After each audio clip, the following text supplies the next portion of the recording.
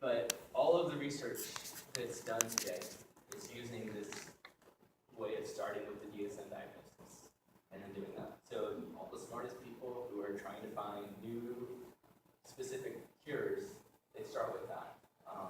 I don't think clinicians who are doing treatments always start that way, as far as like clinical area. Yes, I just wanted to comment as a clinician. Right. We don't exactly love doing the diagnosis Sure. in the beginning because we know we don't have in 1 hour to make that diagnosis and it's going to be accurate for Right. the person. Ideally, this would be done at the end, like we need at some point Sure. later when we have time to collect all the information. But as far as the applicability of this, I think about how, because we use verbal, like we don't need much resources to collect data and do the diagnosis this way. But in this way, doing these tests, perform all these tests, the analysis of that would require more investment, time. So right, and this is a huge level research study. We started not knowing which biological measure would actually be useful or not. And so it may be the case that we only need 1 or 2 or 3 measures. That in the same way that you order a blood test, that's expensive. Or, or doing certain tests are expensive at times in any other disease where you do that, right? And it's also, and it doesn't mean that you replace clinical interviews. It doesn't mean that you replace, obviously if someone's going through this experience, they still have to be interacting with the clinician to come up with treatment plans. This is really just kind of a new tool to start with. Okay, and not talking with resistance, I really like the idea. It's just, these would have to affect policy, the way things are built. Yeah. Because you do the diagnosis because you have to. It's not just for Well, yeah. The person I work under, Brett Clements, he often says that it's not clinicians who really care about this. Like people who are treating people on a day-to-day basis, they put a diagnosis so that way the insurance companies are happy, or so they can, and that's based on what drugs they prescribe or what treatment, it's researchers who are starting at that level. It's kind of a different group of people. And so this is actually kind of aimed at changing how we think about research. But then, on the other hand, from the family perspective, we want to be able to see this. Oh, absolutely. Because we want to know that there's something other than, the person coming into the clinician and telling them today's story. Yeah. But Right. not telling them what happened 2 weeks ago, or those other things that would help that clinician, or help me as a clinician. But having this, where I can say, well, we have this testing done, here's what it shows. So what do you do from here as treatment? Yeah. So that, again, comes back to us as the Right. advocates for Yeah, absolutely. what we're asking for next. Right, and right, We're asking for this research. absolutely. Right, and I think it's a big problem, and that's why this whole research consortium is trying. And actually, I don't know what time it is. Do you have? It's too big. 10 minutes. Okay, cool. I think I'll be okay. All right. So the next part I'm going to show you is some data. Don't feel too worried about it. The only point is to show that when we use DSM diagnosis, there's not very much separation. But when we use our biotypes, there's external validators. So there are specific things that we've left out of our analysis. So that way we can compare what happens when we look at it by DSM diagnosis versus what happens when we look at it by biotype, by the biotypes that we came up with. So this is, again, like a very simple auditory measure. This is where the peak of the signal is. As your temporal lobes orient this way, and so the peak of the electrical signal is at the top of your head. And this is the first 500 milliseconds or 600 milliseconds in response to the simplest click-click sound. It's literally, that's how it sounds. It goes click, click.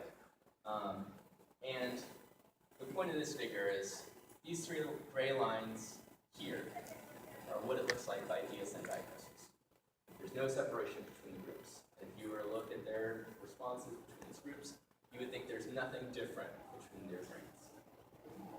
But when we do it by looking at it by biotype, we see that biotype 1 and 2 they look reduced in comparison to healthy people. But biotype 1 is not only significantly different from the other two biotypes, but they're massively reduced in comparison to. And so, and again, that measure was taken out, so that way we could actually look at it when we organize it that way. And these are pictures of people's brain regions. So this is MRI images looking at their whole brain volumes.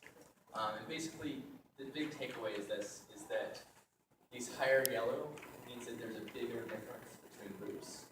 And so there's a difference between biotype 1, biotype 2, and biotype 3 from each other. So that's important to say that there's separation as far as how their brain structure is. But we also see that, okay, so here's biotype 1. We see that in almost every single brain region, there's a reduction in comparison to healthy people. Which is important because structure often leads to brain function. And we see that it's significantly different in healthy people. Biotype 2, they're different brain regions that are reduced than in biotype 1. But there is still quite a lot of reduction in differences. But biotype 3, we see that there are a few small regions that are important as far as cognitive functioning and emotional processing goes. But if you were to look at this picture overall, it doesn't look that significantly different from healthy people.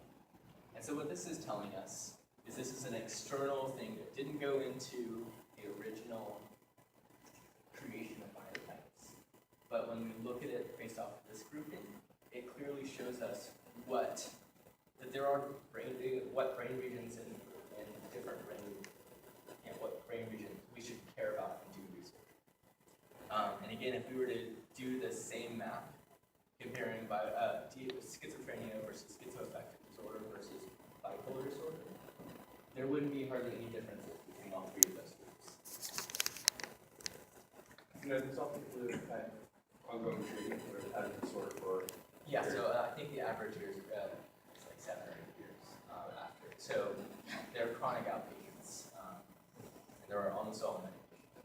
So that's something that we wish had more. It's a big genetic type problem, but you can't really do it. I mean, it'd be cool if we do a super longitudinal study and look at it right at onset. Maybe next. That'll be the next study. So this right here is a sort of clinical measure, an outcome measure that's useful to look at. So up here, this black line is where healthy people are, and this is a social functioning scale.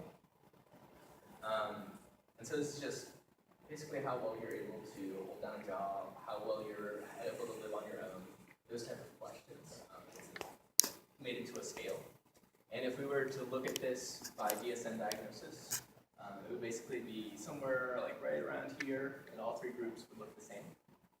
But when we look at it by biotype, not only does it match up with the brain data, and in the sense that biotype 3 had the least deviation in their brain from healthy people, but they also had the highest social functioning. So again, this is an independent measure. But biotype 1 is significantly reduced and significantly different from the other two groups. And a similar pattern emerges with their relatives, where biotype 3s have the closest or most similar to healthy people. And then as far as when we look at how many of their relatives had a psychosis-related disorder, we see that biotype 1 has the greatest number of people who their relatives had another form of psychosis. So again, it's kind of giving evidence that it's something that's actually familiar or heritable. I'm going to skip that one. All right. So in quick summary, clinical diagnosis is something that, for a long time we didn't have any other measures, so it's a good approximation. It made sense to use it.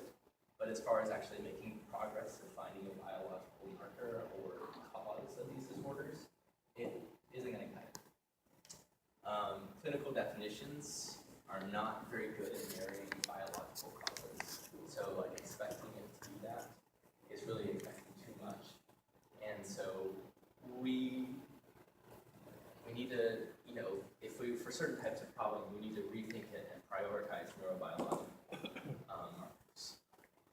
The biotypes are actually distinctive, whereas when we use DSM diagnosis, they're not. And so this kind of leads us to this idea that as far as research goes, if we want to find biological causes, we really have to rethink how we do this research. And as a final caveat, all these biomarkers that we came up with were the best that we had come up with in 2008. We're doing an entirely new study from that started in 2015, where we added new biological measures, and we're continually trying to refine and come up with. So, like when we had this biotype 1 or biotype 2 or biotype 3, those were our preliminary first steps, first attempts at that. So they're not the definitive thing. They're not ready to be rolled out in clinics yet. But it just sort of gives us an idea of how we could approach it. And so, if you do know anyone in the Athens or Augusta area who wants to participate in our study, it's anywhere between 1 to 3 days. We do about a day of clinical interviews. We do eye tracking, we do EEG, MRI, and we do a genetic sampling. It's all very painless. Most of us are very nice. So if you are interested, I have flyers and I have phone numbers. And that's all. Any questions? Sorry for. Quick questions for David? What's the background of your researchers? Is it mainly psychiatrists or PhD in psychology or? Yeah, so I would say 3 out of 5 of the main people are psychiatrists, and then there's 3 that, yeah, and then 2 or 3 other main researchers are psychologists. And then I'm a neuroscientist, so I just. Well, we're gonna